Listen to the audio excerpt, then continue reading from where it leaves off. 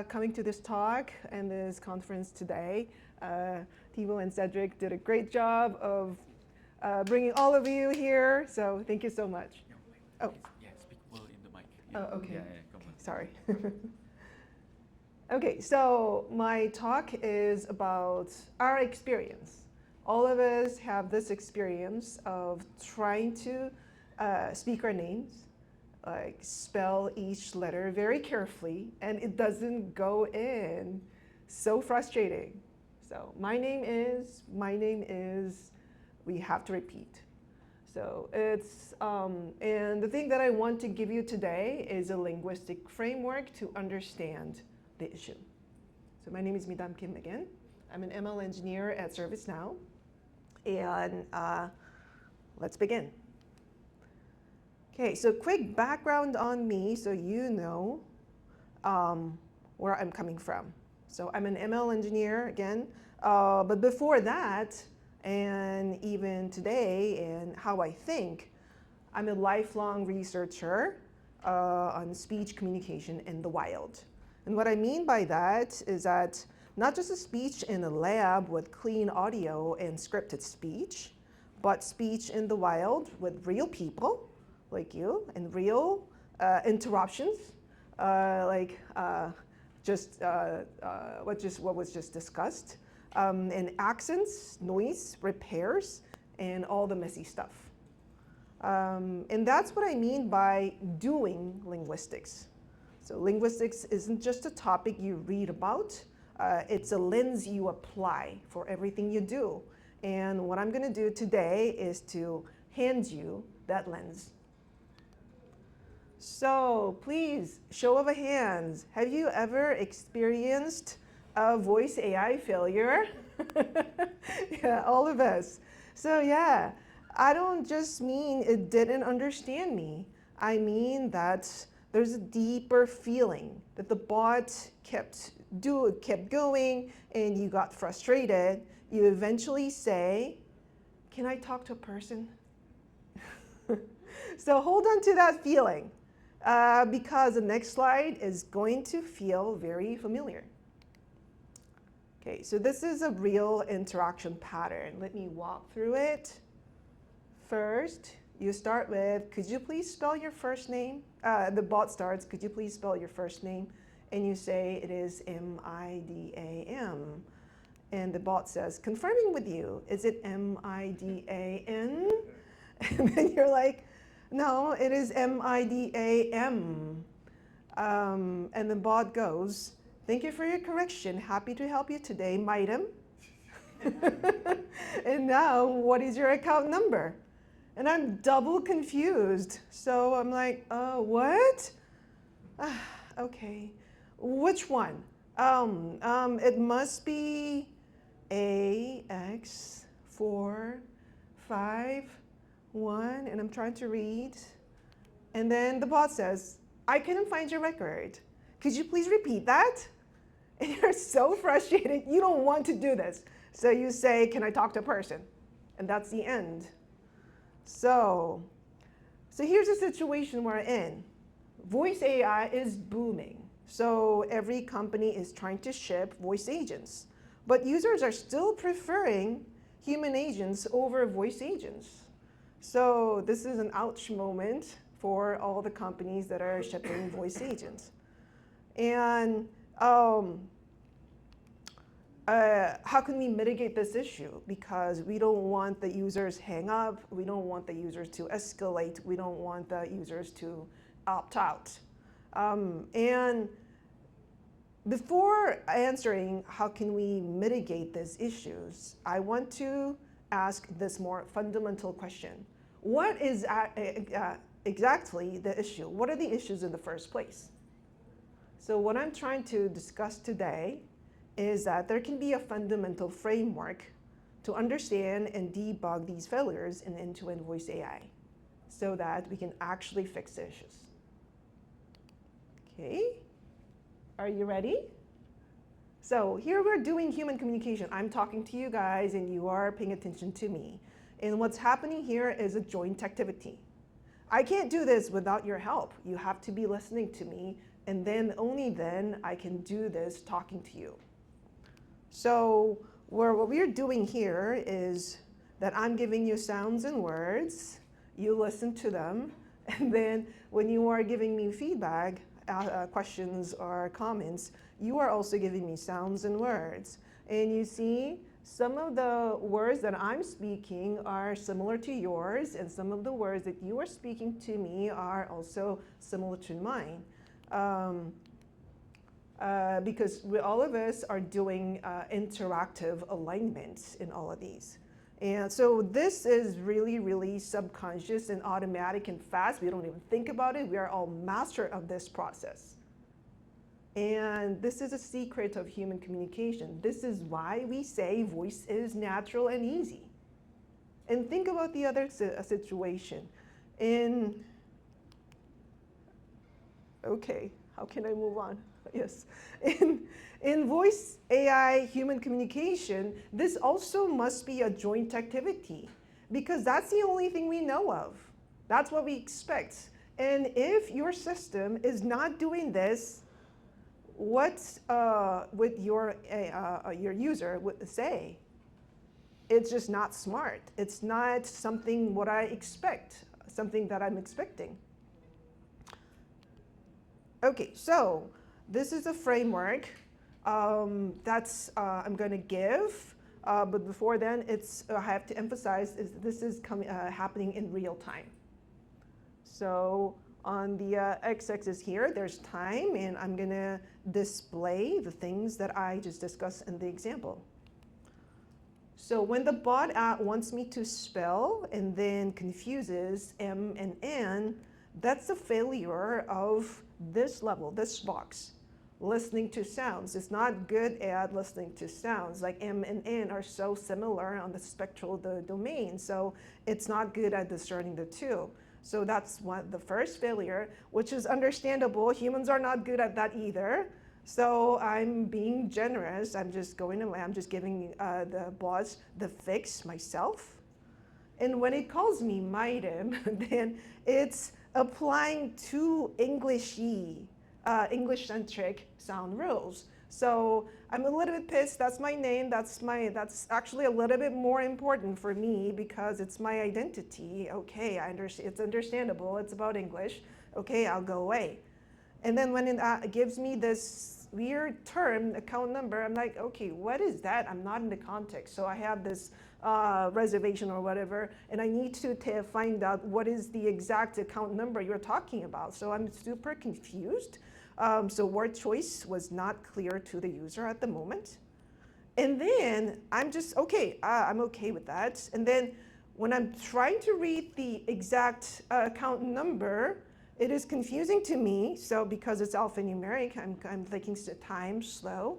And then when it interrupts me, I'm like, oh, that's a double confusion because I'm not done with my account number thing, and then you are interrupting me. It's because the bot is not aware of the unit of word recognition. So it's a double violation of my expectation as a user. So it's about listening to failure in the listening to the words and interaction expectation on the listening part. And then finally, the bot asked me for repetition without ever grounding with the information that I already give. So it's like the bot didn't try interactive clarification, which human agents always do. So from all of these 5 boxes, it's understandable. It's not smooth, but I can work with it. And I expect the same thing about this step. I have given you all the information. You have all of them. You can ask me. You can say, I got the first letters. Then can you give me the rest or something like that? And it doesn't do that. It wants me to go to that step again and again. And I'm super confused. I don't want to do this. So I say, can I talk to a person? Okay. So again, this is a framework that I want you to take a photo of from my slide if you want to. So first box is, does the bot recognize the user speaks well? So it's about listening to sounds. And all of these, would fall under this box. So it's like signal to noise ratio, voice activity detection, noise suppression, and speaker identification or diarization, all the phonemes, prosody recognition, and the accent consideration, and speech recognition with no hallucination. And the second will be about listening to the words. So does the bot understand the user's words? So you might have heard discussions around specific named entities and out of vocabulary items, alphanumerics, all the jargon, and if it is European languages or Thai or Hindi, it's going to be a gender of the person, and also formality levels are all different in the user expectations. Dialects, multicultural, and multilingual considerations will all have to be here. And third, interaction in the listening part. Does the bot understand the user intention and wait until the right timing for us for its turn? So all of these, like turn detection and dynamic control of the turn detection, will also be really important in this box. I say dynamic because situations are always changed. So each individual have different expectations, and each culture is different for turn taking, when to turn in, or for different content, like alphanumerics in natural speech might require different turn taking strategies. And then about speaking, does the bot pronounce my speech, the speech well? So voice quality itself, and again, phonemes and prosody, and then speech synthesis with no hallucination will be expected here. And the next is the same as before. So does the bot choose words the user can understand around these? And lastly, does the bot speak with the right timing and information the user needs? So in linguistics, there are things called like Grice's maxims. So if you want, you can look for it if you don't know it yet. But it's about just aligning about the content the user needs. So thank you for taking a photo at the right timing. So yeah, so again, it's about turn detection, and when you are considering all of these, of course, there will be latency. So there will be latency components from multiple layers. So you would want to orchestrate on that too. And this is ultimately about audience design from the cognitive science or linguistic standpoint. And memory retention and interactive grounding. And more importantly, these components are stacked. They're interdependent. They're not separate components. So this is why component-based benchmarks do not really translate into actual user experience. So when you want to have good listening sounds or speaking sounds components in your voice AI, you have to have these words in mind, because sounds are coming from words. And words are expressed in sound, so they're interdependent. And then these words and sounds are living in turns. So you have to have interaction in mind. So without really good orchestration of all of these components, your voice AI will fail.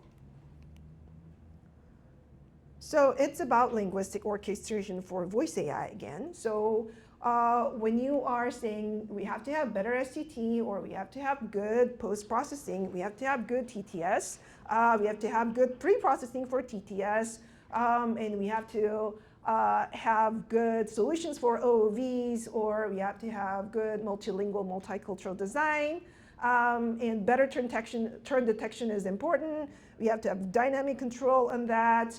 And latency is important. We have to do better, and then we have to design smarter interaction. All of these are actually orchestration on all of these. So none of these are silver bullets. The work is doing all of them together. So it's a complex work, and without that, it's going to fail. So we say, like I said again, voice is the most natural way of communication. We human beings say, thanks to this orchestration, We are masters of this. Like children are not that good at that, so they always interrupt, and then we have to teach them like when to talk and when to wait and things like those. And essentially, voice AI is at that space, is at that phase. So when you're not good at it, you don't want to talk to this person. This person is rude or not competent for this collaboration. This has great business implications, of course. Voice AI is expensive, and the user's expectation is really high right now. So users get frustrated. Tasks are failing, and they escalate to live agent calls, and there are lots of abandoned calls, and there are even silent failures. Just everything looks good, and it's actually a silent failure because the user just disappeared. And when we do good orchestration of all of these, and along with all the good things that the previous talkers have mentioned, like in good context harnessing, these failures, these ouch moments, will be reduced. How do we start? So ServiceNow has just released a benchmark, end-to-end voice AI benchmark called EVA. So there's a link there, and you can see that they have these components. So they have EVA A for accuracy and EVA X for experience. And they have a few really good components here, and the list will grow up. So please pay attention to EVA. So key takeaways. Again, voice AI is a joint activity with the user. So when you are designing voice AI, you have to have your user in mind with this linguistic framework. So we must serve users' needs in multiple layers, real time, like listening and speaking, and on top of sounds, words, and interactions. But it's not the end of the things we can do. We can add more layers, of course. It can be visual, it can be gesture, it can be motion action, so it can be completely multimodal, that, just like we're doing right now. You are looking at me, and I'm looking at you. And then I'm doing all these gestures, and these gestures are meaningful to you. So I haven't given you a fix. I just gave you a framework because there isn't one to give. The fix is in you and your system. So remember that this is not just a pipeline, like sound comes in and the text is processed by LLM, and then the sound will come out. It's not just that pipeline. It's much more complex due to our human complexity. So you can try EVA, but before that, please learn linguistics and hire linguists, because linguists are the ones who are have mastered this kind of thinking. Business implications are truly linguistic implications and vice versa, because we have this wonderful technology. So now machines can talk to us, and we can talk to machines. So this AI is closer to us than ever before. So now we want to have good conversation partners. We don't want to we don't want to be talking to only machines. We want to be talking to machines that can think and speak like us, because it's convenient, and that's what we are used to. That's what we expect. I have a longer term question. So this is what I actually did in academia: phonetic accommodation, or speaker adaptation, or communicative accommodation. Speakers adapt. So if you build a poor voice agent, and if your user has to use that for a long time, they're going to adapt to it. And then their speech might also change. So that's why I feel like I'm responsible in building a good voice AI in the first place, because I don't want to ruin people's speech. But at the same time, people adapt, and languages change. So is your voice AI system ready for that? So the language, the English or any languages you serve in your voice AI right now will change, will be different in, I don't know, 1 year, 5 years, 10 years. It will be a different language. Then, are you ready for that? Have you had that in mind? So that's my final question. Thank you.